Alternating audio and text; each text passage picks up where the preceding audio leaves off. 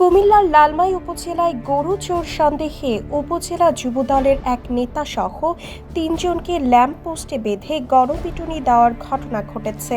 মঙ্গলবার দিবাগত রাত 11:30টার দিকে উপজেলার পেরুল দক্ষিণ ইউনিয়নের পাঁচপুকুরিয়া গ্রামের জামে মসজিদের সামনে এই ঘটনা ঘটে।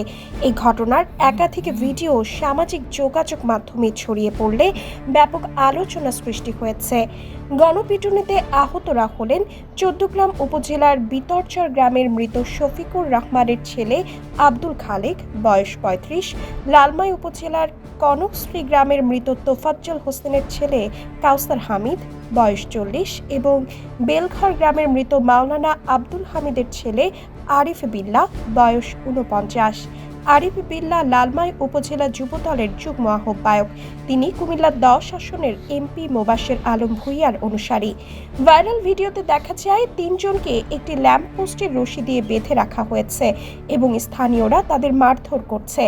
এতে তাদের শরীরের বিভিন্ন স্থানে আঘাতের চিহ্ন দেখা যায়। বিশেষ করে আরিফ বিল্লাহর পোশাক ছিঁড়ে যায় এবং তিনি গুরুতরভাবে আহত হন।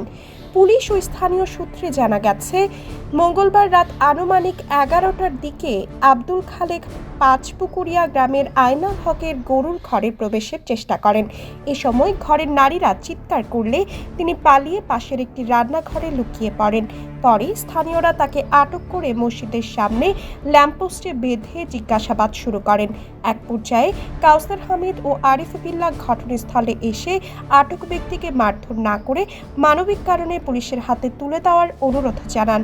তবে তাদের উপস্থিতি সন্দেহজনক মনে হলে উত্তেজিত জনতা তাদেরও আটক করে এবং এক পর্যায়ে তিনজনকেই ল্যাম্পপোস্টে বেঁধে গণপিটুনি দেয়। পেরুল দক্ষিণ ইউনিয়ন যুবদলের সভাপতি প্রার্থী গোলাম আজম মজুমদার বলেন, ঘটনার সময় আমি আটিটি বাজারে ছিলাম। খবর পেয়ে রাত 11:30টায় পাঁচপুকুরিয়া মসজিদের সামনে গিয়ে দেখি তিনজনকে রশি দিয়ে ল্যাম্পপোস্টে বেঁধে রাখা হয়েছে।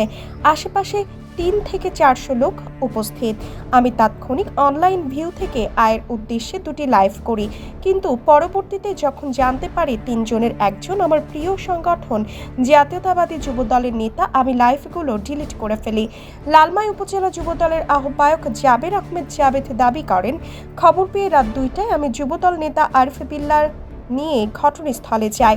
প্রত্যক্ষদর্শীদের সাথে কথা বলে জানতে পারি আব্দুল খালেক ছাড়া বাকি দুইজন নির্দোষ। তারা সড়ক দিয়ে যাওয়ার সময় ভুল বোঝাবুঝির কারণে গণপিটুনির শিকার হয়েছেন। মারধরকারীদের শনাক্ত শেষে ভুক্তভোগী আরিফ বিল্লাহ আইনগত ব্যবস্থা নেবেন। লালমাই থানার ভারপ্রাপ্ত কর্মকর্তা ওসি মোহাম্মদ নুরুজ্জামান বলেন, আটক তিনজনের মধ্যে একজনের বিরুদ্ধে চুরির অভিযোগ রয়েছে। বাকি দুইজন ঘটনাস্থল দিয়ে যাচ্ছিলেন। তবে এলাকাবাসী তিনজনকেই চোর সন্দেহে মারধর করেছে। বিষয়টি তদন্ত করে আইনগত ব্যবস্থা নেওয়া হবে।